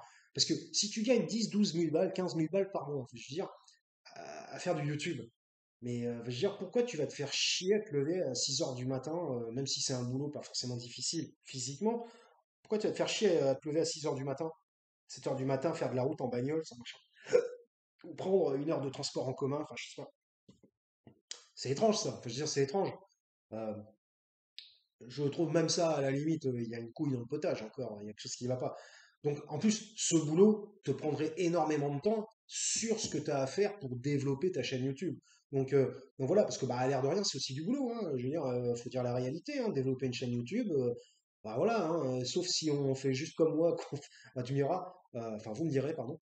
Je prends en exemple, hein, il y en a d'autres, hein, psychodélique.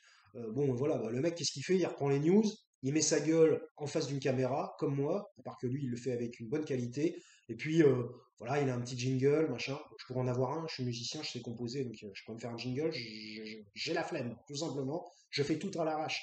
KMVP, pas de cut, pas de montage, pas de mensonge, tout est brut. Voilà.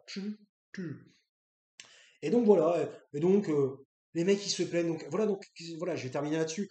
Donc c'est quoi? Les mecs voilà, ils sont un peu dans la réussite, on va dire, parce que être marié, que le couple fonctionne, parce que bon, s'ils sont pas divorcés 2, 3 ans après, ça veut dire que le couple fonctionne. Alors évidemment, il existe des couples qui font semblant de fonctionner, mais qui ne fonctionnent pas. Mais néanmoins, même le fait de faire semblant dit quelque part qu'ils ont à un moment donné envie de fonctionner. Bon, enfin bref, vous voyez ce que je veux dire. Tout n'est pas forcément blanc ou noir dans la vie. Il y a des nuances. Et donc le mec, ils sont là, et ils font des procès, tatati tatata. Bon, bah, par exemple, comme Idriss Aberkan aussi. Mais bon, après Idriss Aberkan, moi je suis plutôt de son côté, tant mieux, je préfère me situer du côté de l'intelligence plutôt que de la propagande, donc tant mieux. Bon, après, c'est vrai que vu ce qu'ils lui ont dit, lui, c'était vraiment de la grosse diffamation qu'ils lui ont fait, hein. Donc, grosse diffamation, descente en règle, ouais, ce gars-là dit qu'il est ci, qu'il est ça, alors qu'il ne l'est pas. Je dis ce que les autres disent. Moi, personnellement, je crois à Berkane. Et même, j'ai envie de dire, s'il en a rajouté un peu, c'est un influenceur lui aussi, c'est un youtubeur, c'est un mec qui se met en spectacle, donc il en rajoute peut-être un petit peu. Moi, j'essaie justement de ne pas du tout en rajouter. Il en rajoute un petit peu. Bon, j'ai envie de dire, c'est de bonne guerre. Je veux dire, qui dans ces milieux-là avec avec des nombres d'abonnés aussi importants, va pas un petit peu broder de temps en temps, quoi, je veux dire. Hein, voilà. Donc voilà, non mais lui, il a été vraiment trop descendu et je comprends qu'il ait intenté des procès. À la limite, moi je justifie le fait qu'il ait intenté quelques procès. Mais par contre, les mecs qui sont là, ah, lui il a dit que moi j'étais R, hein, lui il a dit que moi j'ai dit des choses, gna, gna, machin. Bah, je veux dire, tant qu'on ne tord pas la réalité des choses, parce que moi par exemple, moi j'ai un diplôme de psychologue. Voilà, voilà. Voilà, bon, j'ai dit plusieurs fois, je ne travaille pas dans le milieu malheureusement, ce qui est un petit peu compliqué. Euh, je compte, je suis pas encore à la retraite, je compte y travailler un jour. J'ai un diplôme de psychologue. Alors, bon, on me l'a déjà fait, hein. On me l'a déjà fait. Oh, mais t'as pas travaillé dedans? Ouais, t'es pas psy en fait. Non, non, mais 7 ans d'études, je les prends, je me les mets au cul, c'est ça. 7 ans, pendant 7 ans, 4 stages, dont 2 à l'hôpital psychiatrique. Donc je les prends, mais je prends tout ça, ça n'existe pas. Pendant 7 ans de ma vie, zéro, quoi. Non, mais tous ces gens-là, c'est des jaloux, c'est des jaloux. T'as envie d'être psychologue, mais je t'en empêche pas. Vas-y, tu traces à la fac, tu vas faire un master 2, d'accord? Vas-y, va faire un master 2. Va faire une thèse après. Vas-y, je t'en prie. Je veux dire, c'est ouvert à tout le monde, hein. C'est libre accès. Donc voilà, donc c'est bien de critiquer, c'est bien, c'est bien, faut bien, c'est bien de critiquer. Mais descendre quelqu'un en disant, en, comment je pourrais dire, en effaçant tout simplement la réalité, ça n'est pas normal, ça n'est pas acceptable. Voilà. Et donc je suis tout à fait d'accord, enfin je suis d'accord avec le fait qu'Aberkan voilà quoi, fasse des procédures. Voilà. D'ailleurs, on sait plus trop où ça en est, hein, parce que de toute façon, tout ça, c'est du pipi de chat, disons la vérité. Je veux dire, les juges, enfin, il faut se mettre à la place des juges. 1h25, je vais arrêter. Faut se mettre à la place des juges. Bon, ouais, ils sont pas à plaindre, hein. Mais, je veux dire, quand vous voyez des affaires, il a tué toute sa famille, bah, le mec, bah, voilà, des affaires de malade, des trucs de fou, quoi. Enfin, des trucs sans queue ni tête, quoi, où ça se termine dans un bain de sang. Vous voyez, eh oui, affaire suivante, machin, il a dit ah, et que j'étais raciste. Alors je l'attaque parce que moi je suis pas raciste. J'ai une chaîne où je parle, je fais la propagande de l'extrême droite. J'arrête pas de casser la gauche, j'arrête pas de dire que la gauche, bon, vous voyez de qui je parle. J'arrête pas de dire que la gauche c'est de la merde, qu'ils ne devraient pas gouverner, que ces gens ne sont pas faits pour gouverner. Ça ne veut rien dire. Tu es fait pour gouverner, ça veut dire quoi? C'est quoi? C'est les rois, quoi. C'est la royauté, ça. Bon, enfin bref, un million, mon chat qui vient d'arriver. Et donc, je vais faire des procès, parce qu'il a dit. Non, mais j'ai envie de dire, en même temps, le procès, qu'est-ce qu'il va faire? Enfin, je sais même pas s'il a fait un procès pour ça, mais je crois il en avait envie ou je sais pas quoi. Il a plutôt des procès contre lui, mais je crois qu'il essaie lui aussi d'en faire. Enfin bon, bref, on s'en fout. Et donc, dire, à la fin du procès, finalement, ça va apporter encore plus de preuves que finalement, effectivement, les gens avaient raison de le dire. Bon, bref, parce qu'au début, voilà, bon, moi, bon, j'ai pas envie voilà, je fais tomber ma clope. J'ai pas envie comment dire, de lui tirer dessus. Je m'en fous, moi, de ce type. Mais au départ, il disait qu'il était neutre. C'est ça qui me fait rigoler. On n'est jamais réellement neutre, hein, de toute façon, qu'on fait des vidéos. Il disait qu'il était neutre. Alors moi, je l'ai cru comme un con. Et puis, je regardais ses vidéos. Puis au fur et à mesure du temps, la neutralité, je sais pas trop où elle se trouvait, sa neutralité. Et puis, il a commencé à taper sévèrement sur la gauche. Il arrêtait pas. Ah, la gauche, c'est nul, c'est zéro. Ouais, c'est des losers. En plus, les mecs, ils arrivent. En fait, pour dire que la droite est mieux, ils disent, ouais, la droite, c'est des winners. Et la gauche, c'est des losers. J'ai envie de dire, mais c'est très, très américain, tout ça. Enfin, je veux dire, c'est les Américains qui parlent comme ça. Donc, j'ai envie de dire, t'es ricain, toi? T'es quoi? Enfin, t'es ricain ou t'es français? Ou t'es serbe? On sait pas trop, quoi, de toute façon. Donc, voilà. Donc voilà, ouais, j'étais en train de me dire, j'aurais peut-être pas dû dire ça. Et, et donc, le mec, il arrête pas de taper sur la gauche et tout ça, machin, en disant, ouais, c'est des gros losers, c'est des grosses beans, c'est des zéros, tout ce que vous voulez. Puis après, le mec, il dit, non, je suis neutre. Puis après, quand il parle de la droite, ah ouais, non, mais ils ont raison, hein, quand même. Ah non, non, ils ont raison, à la droite. Ah ouais, non, mais le RN, hein, quand ils disent quelque chose, hein, c'est pas si con que ça, hein. Ah ouais, non, mais franchement, là, Marine Le Pen, elle a parlé. Ah ouais, non, franchement, elle a raison, hein. Après, non, non, je suis pas extrême droite. Non, non, non, c'est pas vrai. Non, mais arrêtez, j'ai envie de dire, voilà, je terminerai là-dessus. Arrêtez de prendre les gens pour des cons. Arrêtez de prendre les gens pour des idiots. Parce que bah, les gens sont peut-être moins cons que vous le pensez. Et si les gens sont moins cons que vous le pensez, c'est peut-être parce que vous vous surestimez. Et vous pensez peut-être que vous êtes beaucoup moins idiot que la moitié de la populace, que la majorité des gens. Mais il ne faut jamais croire que les gens sont plus con que soi. Voilà, écoutez, c'était KMVP. Il faut respecter la démocratie et la différence d'argumentation. Voilà, bon, après évidemment, le problème c'est que si chacun reste sur sa position, ça mène nulle part. Néanmoins, les gens ont échangé. Et peut-être aussi il y a les expériences de vie. Peut-être qu'avec des expériences de vie supplémentaires, eh bien, parfois, l'idéologie peut basculer. C'était KMVP, je vous souhaite une bonne soirée, parce que là je vais mettre la vidéo, une bonne nuit, je vais mettre la vidéo tout de suite, donc je vous souhaite une bonne nuit pour avoir 2 vues. Bon, de toute façon j'en ai 3 hein, en pleine journée, donc ça change rien. Je vous souhaite une bonne nuit, voilà. Donc KMVP, pas de cut, pas de montage, pas de mensonge, tout est brut. Abonnez-vous si ça vous dit. Je sais pas quand je vais faire d'autres vidéos. Parfois j'en fais plein, parfois j'en fais pas.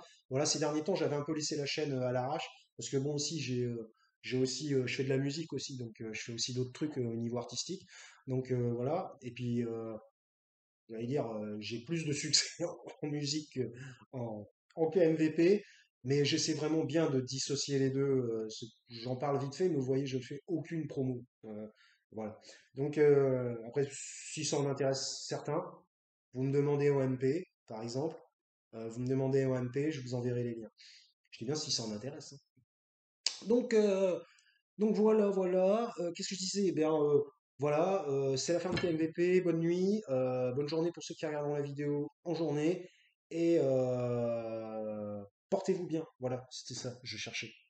Yo. Comme disaient les guignols, à ciao, bonsoir.